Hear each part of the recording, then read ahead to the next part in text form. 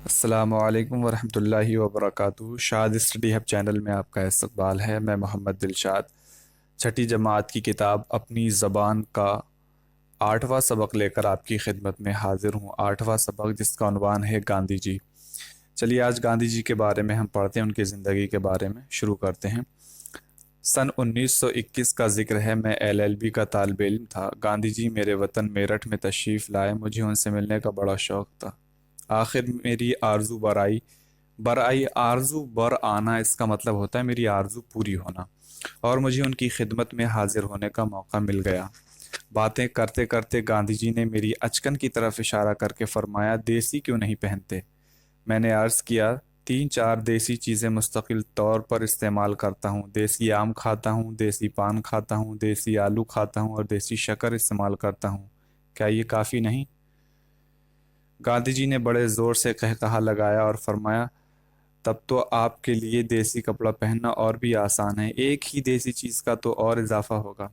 उसके बाद मुतअद्दिद बार कई कई बरस के वक्फे से मुझे गांधी जी की खिदमत में हाजिर होने का मौका मिला, मगर हैरत है कि हर मर्तबा मुझे देखते ही उन्हें मेरी चार चार देसी चीज़ें में अपनी उसी पांचवी चीज़ का ख्याल आ जाता। चार चीज़ों में अपनी उसी पांचवी चीज़ का ख्याल आ जाता। 1945 का ज़माना था। गांधी जी मसूरी पहाड़ पर बिरला हाउस में ठहरे हुए थे। मैं भी उस साल मसूरी गया हुआ था और गांधी जी की खिदमत में कभी कभी हाजिर होता रहता था। मसूरी में उन दिनों बहुत से लद्दाखी मजदूर आए हुए थे। लद्दाख कश्मीर में एक जगह है, यहाँ के रहने वालों को लद्दाखी कहते हैं। वो हर साल गर्मी के मौसम में काम की तलाश में मसूरी और दूसरे मकामात पर आ जाते हैं। ये सब के सब या उनमें से ज़्यादातर मुसलमान थे। बेचारे बहुत गरीब थे। एक फटे हुए जांघिए और पैबंद लगे हुए शलोके के सिवा उनके बदन पर कुछ ना होता था। रात के वक्त टाट के बोरे में लिपट जाते थे। यही टाट का बोरा उनका लिहाफ था और यही उनका गद्दा। उन्हें इस हालत में देखकर गांधी जी को बड़ा तरस आया और उन्होंने उनकी इमदाद के लिए मुख्तलिफ तजवीज़ों पर गौर करना शुरू किया। तजवीज़ कहते हैं प्रपोज़ल। इस सिलसिले में गांधी जी ने एक ऐसी इमारत की तामीर की तहरीक भी शुरू की जहां पर ये बेचारे पहाड़ी मजदूर ठहर सकें और उनसे उसका किराया ना लिया जाए। शायद उस इमारत के लिए 1.5 लाख रुपए के वादे भी हो गए थे। एक दिन मैं बैठा हुआ था कि ये जिक्र चला कि उस इमारत का नाम क्या रखा जाए। कई नाम तजवीज़ हुए मगर गांधी जी को कोई नाम भी पसंद ना आया। आखिर फैसला हुआ कि उसे धर्मशाला कहा जाए। मैंने अर्ज़ किया, उस इमारत का नाम आप गरीब खाना क्यों नहीं रखते। एक और साहब वहाँ बैठे हुए थे, बोले, गरीब खाना तो शायद अपने ही घर को कहते हैं। मैंने कहा, जी हाँ कहते तो हैं, लेकिन अपने घर को गरीब खाना महज इनकिसारी की वजह से कहते हैं। खुद को गरीब फ़र्ज कर लेते हैं और अपने घर को गरीब खाना करार देते हैं, वरना गरीब खाना के माना गरीब के घर के सिवा और कुछ नहीं। गांधी जी को ये नाम पसंद आया। इसके बाद मुझे मालूम ना हो सका कि वो इमारत बनी भी या नहीं और उसका नाम गरीब खाना रखा गया या नहीं। गांधी जी झूठ बर्दाश्त नहीं कर सकते थे। सत्याग्रह आश्रम में नेक चलनी और सच्चाई के कवायद बड़े सख्त थे, यहाँ तक कि बच्चों को भी उनकी पाबंदी करनी पड़ती थी। एक दफ़ा एक नौजवान आश्रम में रहने के लिए आए। ये बीए पास कर चुके थे। दस्तूर के मुताबिक गांधी जी ने उनके सुपुर्द ये काम किया कि 3 महीने तक वो आश्रम में रोज़ाना झाड़ू दिया करें। उस नौजवान को बच्चों से बड़ा उन्स था और बच्चे भी उससे बहुत मानूस थे। एक दिन आश्रम की एक 8 साल लड़की उस नौजवान से एक लेमू छीनना चाहती थी। वो उस लड़की के साथ खेलने लगा। खेलते खेलते उसे थका दिया, लेकिन लेमू नहीं दिया। लड़की तंग आकर रो पड़ी। असल में ये लेमू आश्रम के एक मरीज के वास्ते था। उस लड़की को कैसे दिया जाता। जब लड़की रोने लगी तो उस नौजवान की कुछ समझ में ना आया कि अब क्या करे। आखिर उसे एक तरकीब सूझी। उसने लेमू हाथ में लेकर जोर से अपना हाथ हिलाया और ये जाहिर किया कि जैसे लेमू को साबरमती नदी में फेंक दिया हो, मगर असल में ऐसा नहीं किया था, बल्कि लेमू को अपनी जेब में रख लिया था। अब लड़की का ध्यान नदी की तरफ गया और कहने लगी, मैं लेमू को नदी से निकाल लाऊं, किनारे ही पर तो होगा।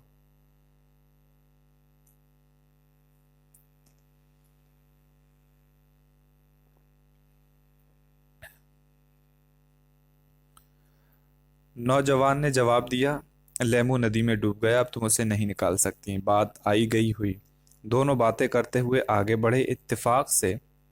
इत्तेफाक ऐसा हुआ कि मरीज के कमरे की तरफ जाते हुए इस नौजवान ने اپنی جیب سے رومال جو نکالا تو اس کے ساتھ لیمو بھی جیب سے نکل کر زمین پر گر پڑا۔ لڑکی ہکا بکا رہ گئی اور نفرت سے نوجوان کی طرف دیکھ کر بولی، اچھا آپ نے مجھ سے جھوٹ بولا، لیمو آپ نے جیب میں رکھ لیا تھا اور مجھ سے کہہ دیا کہ میں نے ندی میں پھینک دیا۔ آشرم میں رہ کر آپ نے اتنی بری بات کی، میں باپو سے کہوں گی کہ آپ جھوٹ بولتے ہیں۔ یہ کہہ کر وہ بھاگی اور سیدھی گاندھی جی کی خدمت میں پہنچی اور ان سے کہہ دیا کہ فلاں آدمی نے اس طرح جھوٹ بولا۔ گاندھی جی نے کہا، ہم معلوم کریں گے کہ کیا بات ہے اور کیوں انہوں نے جھوٹ بولا۔ شام کو دعا کے بعد گاندھی جی نے اس نوجوان کو بلایا اور اس سے پوچھا کہ کیا بات تھی۔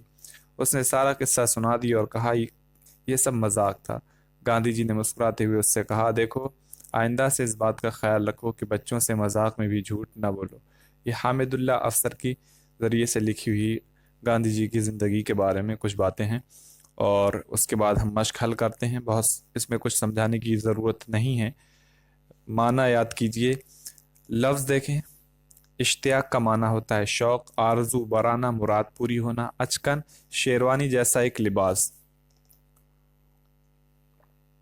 دیسی، اپنے دیس کا۔ قہقہا، اس کا معنی ہے زور کی ہنسی ٹھٹا۔ متعدد، کئی، ایک سے زیادہ۔ وقفہ، خالی وقت، مہلت، فرصت۔ مقامات، یہ مقام کی جگہ ہے، مقام کی جمع ہے جس کا معنی ہے جگہ۔ شلوکا، ایک کرتا جو سینے سے کمر تک کا ہوتا ہے۔ پیوند، کسی پھٹے ہوئے کپڑے میں دوسرے کپڑے کا جوڑ۔ ترس آنا یعنی رحم آنا۔ امداد یعنی مدد۔ تجویز کا معنی ہے تدبیر، رائے۔ تحریک، کسی کام کے لیے ابھارنا، آمادہ کرنا۔ دھرم شالہ، مسافروں کے ٹھہرنے کی جگہ۔ انکسار، خود کو معمولی اور کمتر سمجھنا۔ برداشت، اس کا معنی ہے سہنا۔ آشرم، پناہ کی جگہ۔ فرض کرنا، وقتی طور پر مان لینا۔ نیک چلنی، اچھا چال چلن۔ قواعد کا معنی ہے قاعدہ، قواعد یہ قاعدہ کی جمع ہے، اس کا معنی ہے اصول۔ دستور، یہ قاعدہ قانون کے معنی میں ہے۔ انس، محبت، پیار، لگاؤ کے معنی میں ہے۔ مانوس، اس کا معنی ہے جانا پہچانا۔ تنگ آنا مطلب پریشان ہونا۔ ہکا بکا رہ جانا، اس کا معنی ہوگا حیران رہ جانا۔ آئندہ، اس کا مطلب ہے آنے والا وقت۔ سوچئے اور بتائیے۔ گاندھی جی کہاں تشریف لے گئے تھے؟ گاندھی جی میرٹھ تشریف لے گئے تھے۔ گاندھی جی نے اچکن کی طرف اشارہ کر کے کیا فرمایا؟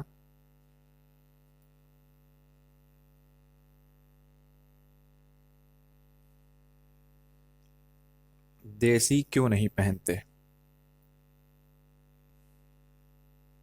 سوال نمبر 3، گاندھی جی نے کہا کیوں لگایا؟ گاندھی جی نے کہا لگایا 4 چیزوں کے بارے میں سن کر۔ نمبر 4، گاندھی جی مسوری میں کس جگہ ٹھہرے ہوئے تھے؟ گاندھی جی مسوری میں برلا ہاؤس میں ٹھہرے ہوئے تھے۔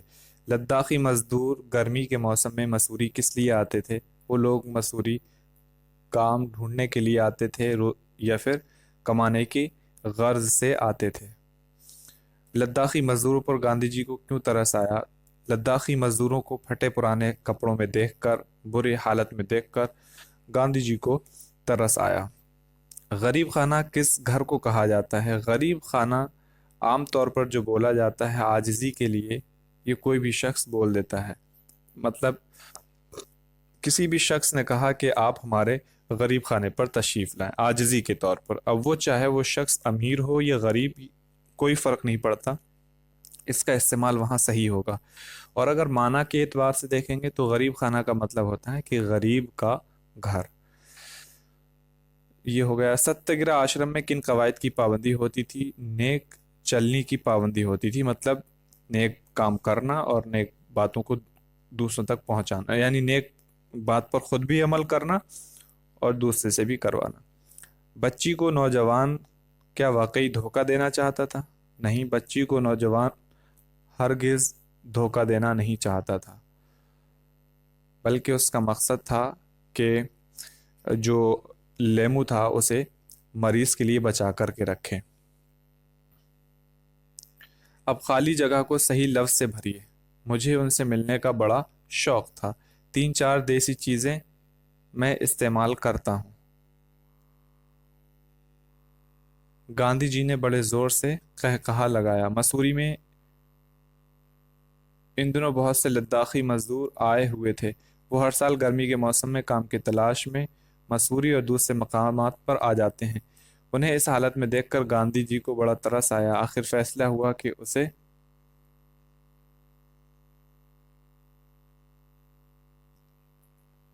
دھرم شالہ کہا جائے۔ اب یہاں دیکھیں، واحد سے جمع اور جمع سے واحد بنائیے۔ مواقع، اس کا واحد ہوگا موقع۔ خیال کا جو جمع لفظ بنے گا وہ ہوگا خیالات۔ مقامات کا واحد ہوگا مقام۔ تجاویز، اس کا واحد آئے گا تجویز۔ عمارت کے لیے اگر ہم جمع بنائیں گے تو عمارت کی جمع ہوگی عمارات یا عمارتیں۔ ترکیب، تراکیب کے معنی میں ہوگا۔ ترکیبوں بھی بولتے ہیں لیکن تراکیب اس کی صحیح جو لفظ ہے جمع کا وہ ہوگا۔ اتفاقات، اور اس کے بعد ہم دیکھیں گے نیچے دیے ہوئے لفظوں کو جملوں میں استعمال کیجیے۔ اب جملوں میں استعمال کرنے کے لیے طالب علم ہے وطن، آپ کہہ سکتے ہیں میں ایک طالب علم ہوں، ہندوستان میرا وطن ہے، میں کوئی بھی موقع گنوانا نہیں چاہتا۔ اس پر اضافہ یہ کہ آپ خود محنت کریں۔ خدمت کرنا دوسروں کی اچھی بات ہے۔ تعمیر نو ہر انسان کی سوچ میں ہونا ضروری ہے۔ یہ تعمیر نو کی سوچ انسان کے لیے ضروری ہے۔ غور کرنے کی بات، گاندھی جی میرے وطن میرٹھ میں تشریف لائے۔ اس جملے میں تشریف لائے گاندھی جی کے لیے استعمال کیا گیا ہے۔ اس کے معنی ہے گاندھی جی آئے۔ اس بات کا خیال رکھیے کہ خود اپنے لیے تشریف لانے کا لفظ استعمال نہیں کرتے۔ یہ اشارہ کیا گیا ہے ادبی اعتبار سے کہ بہت سی چیزیں ایسی رہتی ہیں جو ہم دوسروں کے لیے استعمال کرتے ہیں لیکن اپنے لیے استعمال نہیں کرتے۔ جیسے ابھی بتایا غریب خانہ، تو غریب خانے کا لفظ آپ اپنے لیے تو استعمال کر سکتے ہیں کہ آپ میرے غریب خانے پر تشریف لائیں، لیکن آپ یہ نہیں کہہ سکتے کہ ہم فلاں کے غریب خانے پر تشریف لے گئے، کیونکہ آپ کو حق نہیں ہے کہ کسی دوسرے کو غریب بولیں، یا کسی چاہے وہ غریب ہی کیوں نہ ہو، لیکن آپ اس طریقے کا لفظ ادبی طور پر یہ کیا ہوگا، ادب کے خلاف ہوگا۔ ایسے ہی تشریف لانے کا جو لفظ ہے وہ ہم دوسروں کے لیے تو کہتے ہیں کہ فلاں صاحب ہمارے یہاں تشریف لائے، لیکن ہم یہ نہیں کہہ سکتے کہ میں وہاں تشریف لے گیا۔ اگر ہم اس طریقے سے کسی کے سامنے بولتے ہیں تو اردو زبان کی سمجھ رکھنے والا بچہ بھی ہماری اس بات پر ہنسنے لگے گا۔ تو بہرحال یہ اس بات کا خیال رکھیے کہ خود اپنے لیے تشریف لانے کا لفظ استعمال نہیں کرتے، بلکہ یہ لفظ ہمیشہ احتراماً دوسروں کے لیے استعمال کیا جاتا ہے۔ ریسپیکٹو وے میں، عزت کے طور پر ہم دوسروں کے لیے استعمال کرتے ہیں۔ سبق میں نوجوان کے لیے فلاں آدمی استعمال ہوا ہے۔ اگر کسی شخص یا چیز کا ذکر اس کی غیر موجودگی میں نام لیے بغیر کیا جائے تو اس نام کی جگہ فلاں استعمال کرتے ہیں۔ فلاں چیز، فلاں شخص، اس طریقے سے ہم استعمال کرتے ہیں۔ اس کے بعد ہم دیکھیں یہ سبق مکمل ہوا۔ امید ہے کہ یہ سبق آپ کو سمجھ میں آیا ہوگا۔ کسی بھی طرح کی کوئی دقت پیش آتی ہے تو کمنٹ باکس میں ضرور پوچھیں، اور تب تک کے لیے اپنا خیال رکھیں۔